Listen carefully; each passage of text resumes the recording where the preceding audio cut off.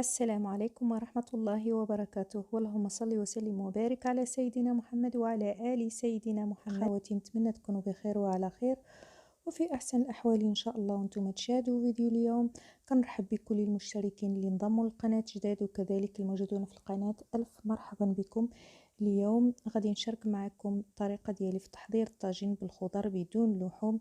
غادي نحضر واحد الطاجين. الخضره اللي كتكون موجوده عندنا في المطبخ، يعني اي خضره تكون موجوده غادي تحضروا بها واحد الطاجين غادي يجي بنين ما شاء الله. نتمنى تجربوا طريقتي وتنال الاعجاب ديالكم، وبسم الله على بركه الله. كما كتلاحظوا على حسب العدد ديال الافراد ديالكم، انا عندي هنا 3 الحبات ديال البطاطا متوسطين وجوج قرعات، واحد الحبه ديال المطيشه، واحد البصله هكا متوسطه، وعندي شويه ديال اللوبيا خضراء يعني اللي متوفر من الخضر. غادي تحضروا به الطاجين. انا درت غير في هذا الطاجين الصغيور او تاقرا.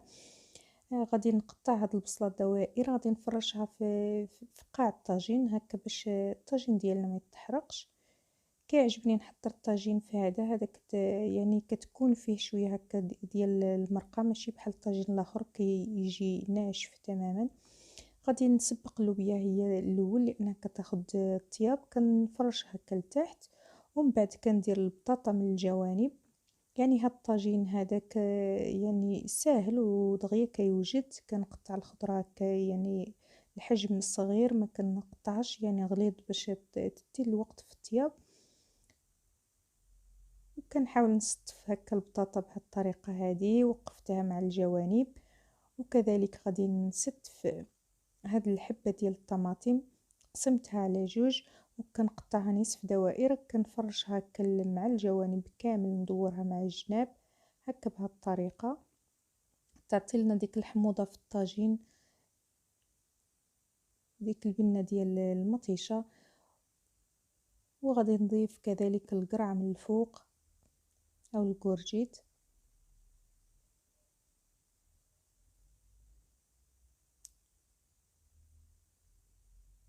هاد القرعه هذه كتجي بنينه ما شاء الله، راه ماشي الكورجيت عفوا. هاد القرعه اللي كتكون مدوره هكا كتجي بنينه في الطاجين لا في الكسكسو لا في كل شيء. وصافي استفتها هكا بهاد الطريقه هذه. كنحاول نوقف الخضره باش ملي ندير الغطا ديال الطاجين يعني كيطوط الطاجين كامل.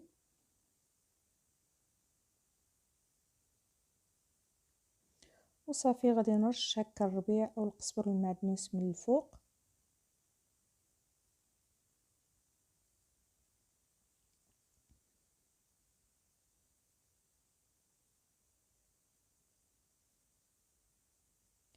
ونجيب واحد الزلافه هكا ندير فيها واحد نصف كاس ديال الماء، يعني الماء على حسب الكميه ديال الخضره اللي درتو، وكذلك على حسب الطاجين يكون كبير ولا صغير. انا هاد الطاجين هذا درت فيه نصف كاس ديال الماء، ودرت نصف ملعقه ديال الملح، يعني الملح على حسب الذوق، ما تكتروش البنات الملح بزاف.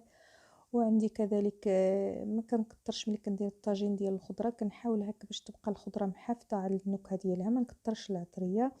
كندير غير ديك المعلقه الصغيره ديال القهوه، درت غير النصف يعني درت نصف ملعقه كمون ونصف ملعقه الفلفله حمراء او البابريكا، وكذلك نصف ملعقه ديال الزنجبيل او سكينجبير، ونصف ملعقه كركم يعني الخرقوم. وانا ما كنديرش البنات الملون الغذائي، ما كنديروش داك الملون الصفر. ودرت كذلك ملعقه صغيره ديال نصف ملعقه صغيره ديال الابزار.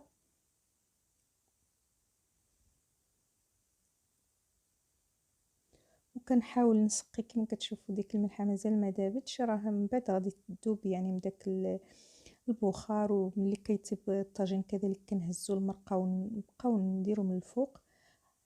عاد دابا اللي غادي ندير الزيت من الفوق، كندير واحد الخويطه ديال زيت الزيتون، حوالي 2 معالق او حتى 3 ديال المعالق.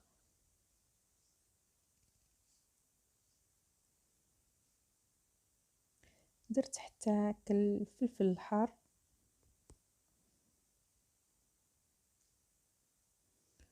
والآن غادي ندير زيت الزيتون باش نغطي على الطاجين ديالي ونشعل عليه العافية كتكون مهيلة، يعني كندير له العافية بحال الشمعة كما كتشوفوا. راني درت واحد الخويط ديال زيت الزيتون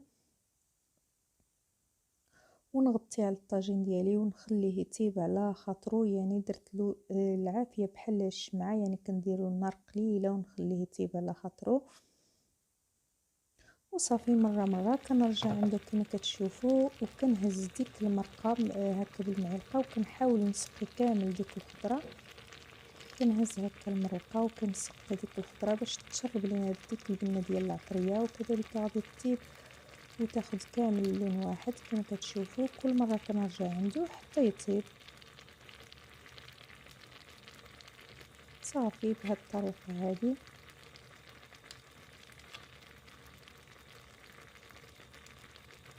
انا كيعجبني هكا الطاجين بالخضره، يعني بدون لحوم. يعني ملي كندير هكا الخضره بدون لحم، يعني كتعجبني ندير هكا في الطاجين. وصافي ها هو الطاجين ديالنا وجد ما شاء الله كيجي بنين. نتمنى تجربوا الطريقه ديالي، يعني واحد الطريقه سهله ولكن الاهم من ذلك انها كتجي بنينه ما شاء الله، ونتمنى تجربوها.